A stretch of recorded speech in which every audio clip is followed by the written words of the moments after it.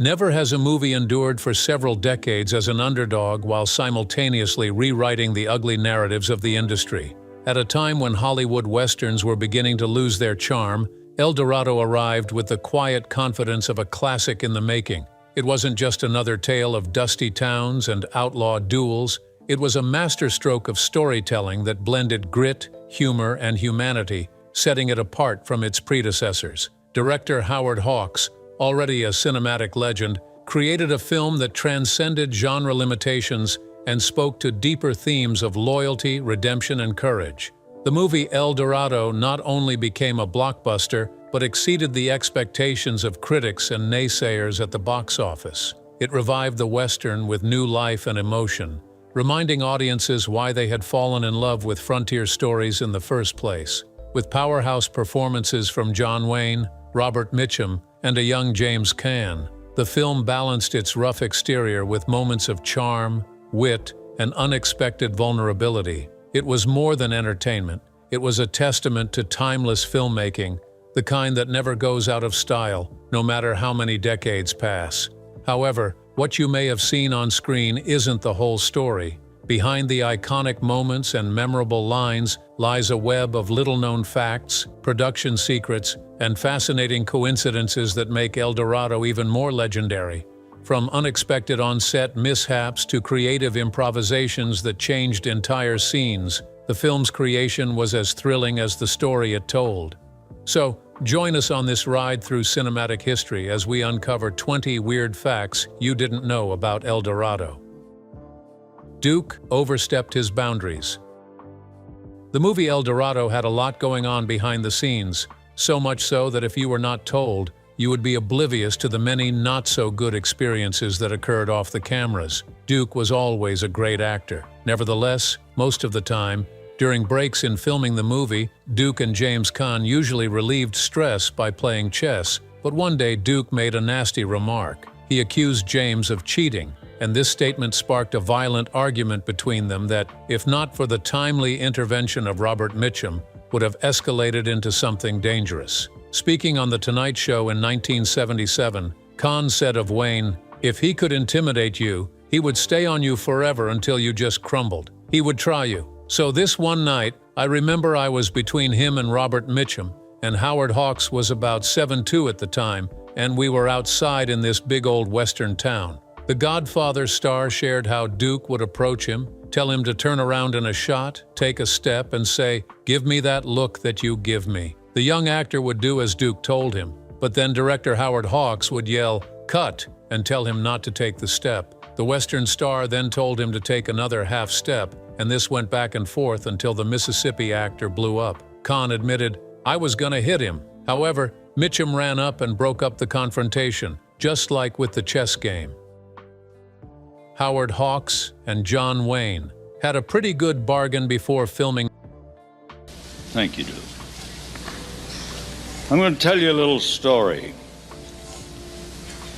Jack Ford and Nothing feels better than having a good relationship with a cast member just before production begins. In case you don't know, the movie El Dorado has some pretty interesting interactions that probably explain why it did so well. No one has a better record for delivering westerns than John Wayne. At one point, Howard Hawks had to talk to Cary Grant about making a western where Grant would play a consumptive dentist. "But it wouldn't be quite the same as if Wayne did it," said Hawks. "If Duke heard I was going to do a western without him, he would call and say, 'Can't you write me in?' For El Dorado, he didn't need to." Then, in what was called an orchestrated move, Hawks spoke to Wayne, saying, "Do you want to make a couple of westerns?" Wayne answered speedily, saying, "Damn right." Before anyone knew what was happening, Wayne was right in the middle of filming, and the rest is history. Brackett wrote an amazing script that Howard couldn't reject. Just before the movie El Dorado became a thing, Howard Hawks and Lee Brackett, an award-winning writer, had a little conversation that made all the difference. Hawks was working on a movie adaptation of Raymond Chandler's The Big Sleep when he stumbled upon a book that changed his perspective and sparked new ideas. He had read the mystery novel by Brackett and loved the dialogue, leading him to want to work with the writer. So he pulled a few strings and, through an agent, hired her. At that time, he had thought the writer was a man, But when the person showed up, his guess was 100% wrong. "I thought I was hiring a man," Hawks admitted. "He was the innocent Mark played for a fool, like a Humphrey Bogart PY by a dame." In 8 days, Lee Brackett and William Faulkner alternated chapters of Chandler's book, and the results were mind-blowing. This eventually solidified their relationship, and over the years, they worked together to do great things. At some point, Howard couldn't help but shower her with unreserved praise because she truly deserved it. "She wrote that like a man. She writes well." Brackett's amazing writing reinstates the fact that women are often great writers, even though they are overlooked. Robert Mitchum's interview was awkward. Every actor, if asked, could give a plethora of stories about how they won some of the roles that made them great within the industry. Don't be shocked to hear that some of them went through an unusual route, and even though it wasn't taxing at all, it was downright funny. Remember that Robert Mitchum played El Dorado's drunken sheriff, J.P. Harrah, and, classically speaking, he exceeded the producers' and directors' expectations. However, in an interview, he revealed how he landed a role that changed his life permanently, and it was kind of weird. Howard said a slow, sonorous Hawks imitation, "How about a Western with Duke Wayne?" I said, "Fine, sounds great. Where are you going to shoot it?" He said, "I thought we would do it in Old Tucson." I said, "Good, I like that too. What's the story?" "Oh, no story, Bob, just character. Stories bore people. No story, just character." I said, "Okay, and that was it too." Well, there is a saying that good things can meet you anywhere if you are prepared, and Robert was prepared. When the opportunity came, he just rode on the wings of his preparation. Robert never allowed the opportunity to slip through his fingers. He was damn prepared, and nothing was ever going to stop him from giving his best. He went from being an underrated actor to one of the most sought-after actors at the time. This was possible because Howard banked on his credibility and gave him a chance. John Wayne's relationship with the horse. Zip was deep. Movies hold so many memories, and most of the time these memories mark a turning point in many people's lives. During the filming of El Dorado, John Wayne, who played the character Cole Thornton, developed an intimate relationship with his horse Zip, and it was beyond what words could do justice to. Under the relentless sun, and through a haze of red dust, there came one quiet moment where John Wayne guided his horse Zip slowly through a weathered town. At that point, it was more than acting. They bonded like father and son, and in that moment, the crew members could see the depth of love in their eyes. No one gave Zip instructions. He knew that it was time to prove how much he cherished his master. Years later, when sickness began to steal little by little, he left the screens, but Zip remained steady and strong, living on the Arizona ranch. Though he was out of the screens, his chemistry with Zip never waned a bit, as he often sat with him in the evening, feeling every moment that nature brought by. Their friendship was deep, and as they lay side by side, you could tell they were enjoying every bit of their companionship. In those last days, Wayne was said to have murmured, "If I had to ride into the sunset one final time, I want Zip to take me." This was beyond words. It came from a place of genuineness, and you could feel it in his tone. El Dorado brought Wayne and Zip together, and they didn't just create memories, they created ones that won't be erased from history. John Wayne, Robert Mitchum, and Charlene Holt had good memories behind the scenes. In a typical movie shoot, actors are often at liberty to bond with their favorite stars, and the movie El Dorado was no exception. Wayne, Mitchum, and Holt made sure they enjoyed every moment, regardless of how stressful the day was. To a commendable extent, this helped improve their synergy. In fact, during one of the studio portraits for the film, the trio gathered for a formal shot, leaving behind a memory that would be difficult to erase from history. The portrait was supposed to showcase the star power of the cast, but just as the camera was about to get rolling, Wayne, known for his serious demeanor, decided to mess everything up. Wayne struck a ridiculous pose, puffing out his chest and trying to look as dramatic as possible. Somehow the other cast members got carried away and made their own gestures away from the intended one. The photographer eventually took the shot, and even though it wasn't what they wanted, it turned out okay afterward. They all laughed about it while focusing on the needful, but made sure that moment wasn't seconded for anything. Afterward, Wayne joked, "Well, we are making a Western, not a shampoo commercial, but hell, let's send it to the studio anyway, they will know it is us." The trio knew that memories like this went a long way toward unwinding the stress of the day and occasionally made room for them, especially when Wayne was at the center of it. No wonder they all delivered outstanding performances that gave the movie its timeless impact. The final shot was a replica of the second shot. Creativity without exaggeration is the bedrock of any movie intending to thrive in the industry. Howard Hawks did a great job of fostering creativity in every scene during the filming of El Dorado. In filming the final part of the movie, there was a bit of chaos in trying to get the perfect shot. Several producers came up with different ideas, but none seemed to do justice to the movie in a definitive way. Just when they were about to go with something unusual, the prolific director Howard came up with an idea for something similar to the second shot. In El Dorado, JP and Cole end the film walking in the street together, each leaning on a crutch. They are both sporting badges, so presumably, the job continues. This final shot is a replica of the camera setup of the film's second shot, where we first got a proper look at Mitchum, Howard said. Even though the shots were taken at night, they never failed to show how much of a director Howard was, and that his expertise was not to be questioned. Today, everyone talks about El Dorado, but only a few barely know the effort Hawks put in to get the job done perfectly. He is a genius indeed. El Dorado wasn't the usual type of movie that spans its era.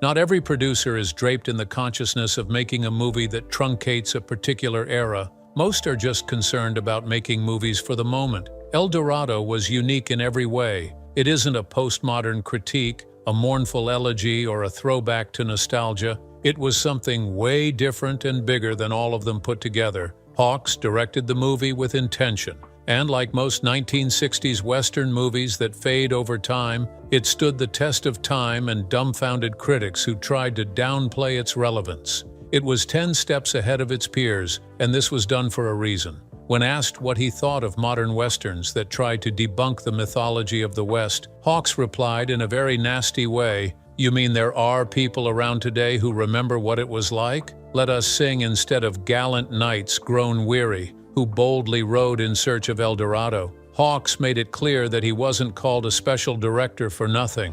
He had worked through the corridors of defeat to gain his expertise, and all that they saw was a pure display of years of experience. El Dorado, compared with his contemporaries, is far above them in storytelling, actors' composure, box office appeal, and content delivery. Brackett's screenplay was much closer to the source material. What brands a writer in its clearest expression isn't how much time he spends getting the job done, but how much creativity they are willing to incorporate into their writing process. However, sometimes they may be so fatigued that they miss a step in leveraging all their creativity. Did you know that the original screenplay written by Brackett was much closer to the source material, which one critic had called a solemn, pietistic bloodbath with little plot, no characters, and an overriding, small-minded conception of fate? This was the height of it all. Nevertheless, Brackett stood her ground and made some necessary corrections that improved the job. "I wrote the best script I have ever written, and Howard liked it, the studio liked it, Wayne liked it, and I was delighted. We didn't make it because he decided to go back and do Rio Bravo over again. It could have been called The Son of Rio Bravo Rides Again. I wasn't happy, but I did my best to make it a little different." Amazingly enough, very few people except film buffs caught the resemblance. I thought, my God, the critics will clobber us because we did this before, practically word for word. Brackett learned her lesson quickly and made necessary adjustments, and today in history, she is known as one of the writers who gave a movie the best scripts of the decade. Hawks created something different from the movie Rio Bravo. For a long time, many have pointed out several similarities between Hawks' two movies, El Dorado and Rio Bravo. While some believe El Dorado is a reflection of Rio Bravo, others have yet to make a stand. But guess what? Both movies are unique in their own way. Even though there might be a slight resemblance here and there, the movie differs from Rio Bravo in many ways. In Rio Bravo, Ricky Nelson was a great gunman. In El Dorado, the kid can't shoot. The drunk is now the sheriff, and John Wayne is the gunfighter. El Dorado zigs where Rio Bravo zags. Hawks knew what he was doing. He was a man with untapped creativity, and for every movie he made, he kept on releasing them one by one. There are always two ways to go. You can go any which way, and we knew that both ways were good. We just turned the whole thing around. We did everything by opposites. I don't think there's anything you can do except opposites. I don't think there's any connection between the two stories. I've heard people say so, but I don't think they've seen both of them. There is a similarity, but it comes from style, it comes from writing, and it comes from the fact that it's made in the same part of the country because the costumes are very much the same. We found people liked it, and so we didn't mind it a bit. Wrestling Ernest Hemingway. At some point in a movie, risks are unavoidable if producers and directors truly want to appeal to their audience's emotions. Even though these risks aren't as loud as one thinks, taking that route isn't as easy as one may expect it to be. Did you know that during the filming of El Dorado, director Howard Hawks had no choice but to punch the hands of Ernest Hemingway? Why did he do so? Someone else at least could have filled in that gap for him. Just so you know, here's why the prolific director took that risk. He just said, "Can you hit? I broke my whole hand." He laughed like hell, and he sat up all night making a splint out of a tomato can so that I could go shooting with him the next morning. It didn't do my hand any good. It's an absolutely different shape. This was something Hawks never planned on doing, but when the bell kept ringing, he had no choice but to put down his guards and do the needful. Well, Hawks isn't a bad guy, as one may want to say. He was just caught in the middle of a tough situation, and since that was the only decision he could think of, he took that route gallantly. Well, it did work. Many audiences only see the glamour on the screen, unaware of the ugliness behind the scenes. Hawks should always be given their flowers. The lighting was a thing of debate. Ideas are necessities one can't joke with, especially when it comes to shooting a movie. While filming El Dorado, there was a minor conflict over lighting for a particular shot, but just as they were about to settle for something, they reached a consensus and worked together. Pauline Kael said that El Dorado had the second worst lighting she had ever seen. Roger Ebert said he needed her eyeglasses scrubbed. The action was mostly shot at night, so Hawks preferred the light to direct the audience's eyes as he wished. It was something that wasn't easy to come by. Nevertheless, he pulled through it and got the shot at last. They needed to contrast it with the amber warmth inside the sheriff's office, full of friends, somewhat reminiscent of the golden glow in the domestic settings of John Ford's The Searchers. I noticed that the Remington paintings always had a great slash of light across the street, coming out of the saloon door. So I said to the cameraman, Harold Rawson, "How do we get this?" He said, "Use yellow light, but don't walk your people through it. They'll look like they have yellow jaundice or something." He used a backlight on them, and it was a very mellow, pleasant look. It may be true that directors don't always have the last laugh, but in Howard's case, he did, and it was for the good of the movie. Thornton wasn't always in good shape. Not every actor or actress adapts quickly to a changing environment during a shoot. Most times it takes a long time before they really adjust, particularly because their composure is necessary for the kind of shot required. Thornton wasn't an actor who easily adapted to changing environments. In fact, it took him at least 1 week to adjust to a new one. This was no good news for the producers, directors, and crew members. Nevertheless, they had no choice but to let him be. He was not just an actor. He was an actor par excellence, able to flow ceaselessly through a script while delivering with formidable force. Anyway, he tried his best to flow with the environment, but when it got really tough, Hawk had this to say. If anything, he was slightly frightened of movie making, and I suspect surprised that he was able to do it at all. He used to tell me that on the first day of shooting a new picture, he would stop the car, get out, and throw up a couple of times on his way to the studio. That process would go on for about a week until he got into the rhythm of the work and the movie started rolling along. This really disrupted the movie's pace in no small way. Nevertheless, they pulled through at all costs. Hawks was loved by all and sundry in the crew, not only for his exceptional directing skill, but also for his ability to relate to actors' emotions while tolerating their relapses. Hawks was blessed in all ramifications. No wonder he always delivered a timeless piece. From Rio Bravo to El Dorado, just to mention a few, The results spoke for themselves. Why they shot El Dorado the way it was.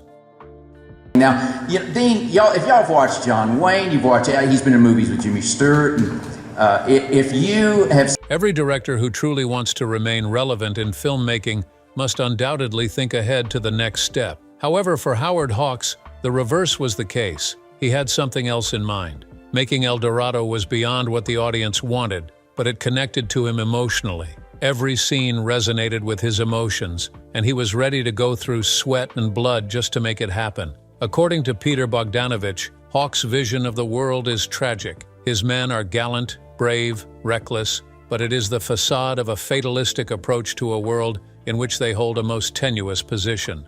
A man must not admit to himself that he too is vulnerable to death. Otherwise, there is no life. As Hawks got older, he could only think through the lines of what appealed to him, and every scene shot reflected what he was going through in his mind at the time. Hawks said, "I'm not very interested in making pictures about old men, but I guess he was stuck with one." By this stage, even if Wayne was not yet 60 when the film was shot, he was looking less comfortable in the saddle. Hawks had the picture in his mind before he started, and this made every scene feel like his last chance to make it right. Christopher George's role was carefully crafted. Every character in a movie does not have the same role. While some play definite roles, others appear in only a few scenes for maximum impact. Christopher George, who played MacLeod, wasn't in a hurry. His role was carefully crafted to follow the movie's theme. MacLeod, who is the real knight in quest of El Dorado, lives by a chivalric code of professional courtesy, a code that, in the end, Thornton prioritizes below his survival. For that to happen, the writer brought together a plethora of features just so they could craft something that resonated with everything the producers wanted, and when she did, it brought to life the depth of the movie. Brackett had this to say afterward: "Hollywood has created a totally mythic West, which never existed on land or sea." The whole concept of the hero, I think, began with Owen Wister's The Virginian, more or less. Ever since, there's been too great a feeding on oneself. When you use the same elements over and over, you eventually start producing excrement. The trouble is, we've gotten away from what actually happened in the West. I wish that somebody would just read a little history. The pioneers were hard-working people who worked like mad to scratch out a living in one place. It was a hard, cruel country out there. These were heroes in a different sense because they fought however they could to hold on to what they had. They didn't worry about who drew first. They just went up from behind with a shotgun. The idea was, don't get yourself killed. Hawks had a different notion about Eastwood and Steve McQueen. The movie industry is full of actors and actresses, and sometimes finding the best for a movie shoot isn't easy. When production on El Dorado was about to begin, many actors auditioned for the role. The cast interviewer at some point got confused about who would play the characters the script intended. Somehow, they settled for Eastwood and Steve McQueen. However, on the flip side, Hawks thought that Eastwood and Steve were too effeminate to be in westerns. Hawks had a different notion about what he wanted from the duo, as he thought they could deliver. Hawks's characters must be likable and basically competent. They must be able to laugh at each other when they fail or succeed. They should be frank with each other, help each other when they are hurt, and carry on regardless of the cruel clutches of circumstance. According to Slaith Keith, Hawks's one-time wife, there was something she didn't understand about his directing style. The characters never had any intellectual reactions, only emotional ones. This always puzzled me because, as a person, Howard's emotional thermometer was stuck at about 6 degrees below 98.6. He was frozen there. Hawks, at times, was a good fellow. You couldn't understand all the time. Yet he delivered his job perfectly, a genius for a reason. John Wayne liked giving orders. I had done a few films. I had done El Dorado. I had done The Glory of the Guys. I had done... Shooting a typical movie comes with lots of surprises, especially those you don't get to hear about behind the scenes. El Dorado had lots of surprises, so much so that if you weren't told, you probably would be oblivious to what really transpired. Each day brought a surprise peculiar to each scene, and it was sometimes a tug of war with some of the actors. As much as the actors sometimes laughed about certain things, other times they were locked in loggerheads that made no sense. Anyway, at one point the actors almost chopped off the head of John Wayne, and why was that so? John Wayne frequently gave directions to the other actors. At first they thought it was just a character flaw caused by stress, but when they couldn't hold it in any longer. One day, when Wayne was having his wig fitted, he suggested that he should direct Robert Mitchum. Mitchum was pissed off by this kind of attitude and answered him harshly, "That's all you ever do." Aside from Wayne being a special actor, he had some character flaws, and the actors weren't afraid to put him in his place. Well, it was reported that after he got a piece of his own cake, he no longer had to direct his fellow actors. Ed Asner's unpleasant experience. Every actor has a story to tell about unpleasant experiences. For some of them, it wasn't funny at all, and they would never want to go through that route again. Speaking about the movie El Dorado, Ed Asner's experience was nothing to write home about, as he narrated how bad it affected him. He explained how John Wayne roasted him, and to be honest, it cut him to pieces in no small way. At the time, legendary actor Ed Asner had the opportunity to brush shoulders with the Western movie star in his early days in the film business. Asner was 37 years old during the filming of El Dorado, but he recalled what it was like to work alongside the iconic actor. In an interview with Jake's Takes, he revealed what happened behind the scenes, and it wasn't what he expected. "I found myself going into uncharted territory," Asner said about what it was like working with Wayne and Hawks. "I regarded myself as a big liberal. I hadn't been proven yet as a liberal, but a big liberal. Here I was going against one of the biggest reactionaries of the times. So, I didn't know how I'd be treated." Asner continued, "I was roasted on the first day. I passed the roast test and once again found him to be a nice, breathable fellow. He seemed to have a grudge against the cameraman. He wanted to get rid of him, but Hawks wouldn't let him go. Well, that's part of the game. Some days can be difficult in no small way." John Wayne was friendly too. During the filming of El Dorado, John Wayne was mostly seen as a terror for his size, but on the flip side, he was a nice guy. Even though he did have one or two brawls with some of his colleagues on set, on the inside, he was a good guy. This isn't some cliché. Many of the actors testified to his good deeds after filming ended. In one interview, Charlene Holt recalled how John Wayne showed her a little kindness during filming. While filming El Dorado, the desert sun was merciless. The heat burned through costumes without remorse, and the dust stung the eyes, leaving the toughest cowboys on set at its mercy. Charlene Holt recalled that she was always dressed in heavy period clothing, which made her uncomfortable and caused her to struggle during one long take. She tried vehemently to hide her discomfort, but John Wayne noticed. He walked over, towering yet gentle, and said quietly, "She doesn't shoot the scene until she is ready to get some shade," and the crew obeyed. Holt also revealed that he went out of his way to give her his water canteen. Quoting in an interview, she still said that John looked rough, sounded rough, but John Wayne would never let a woman go through the toughest of situations without lending a helping hand. John was just a complete guy. He had the mood for every moment, but you wouldn't want to meet his bad side. Robert Mitchum's mistake.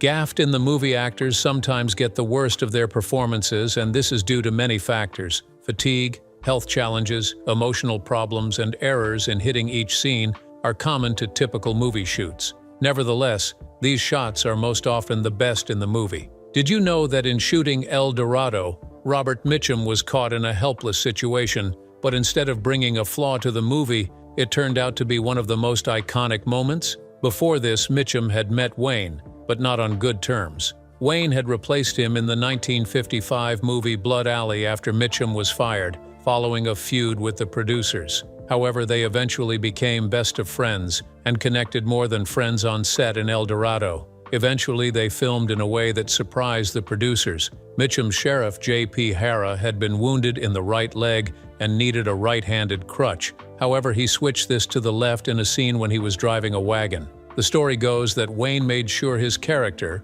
Cole Thornton, mentioned this had happened in one of the film's final scenes to fix the continuity error. Then guess what? Producer Howard Hawks fell in love with it, and instead of letting it slide, made the final cut. I thought to myself, this could be one of those moments we have been waiting for. as it was staring right at me in the face, Howard said. It wasn't something he would have wanted to do on a normal day, but he gave it a try, and it turned out to be the best thing he did during filming El Dorado. Sometimes a single take can change the whole course of a film for the better, and if producers aren't open to it, they may kill that iconic moment. Thanks to Howard Hawks, who didn't let that iconic moment slip through his hands in any way. El Dorado is one movie you could never get tired of watching, regardless of how many times you may have seen it. Do you think that El Dorado was worth all the hype it got on its debut and is getting now? Let us know in the comments, and don't forget to hit the like and subscribe buttons. Before you go, watch the other videos on your screen.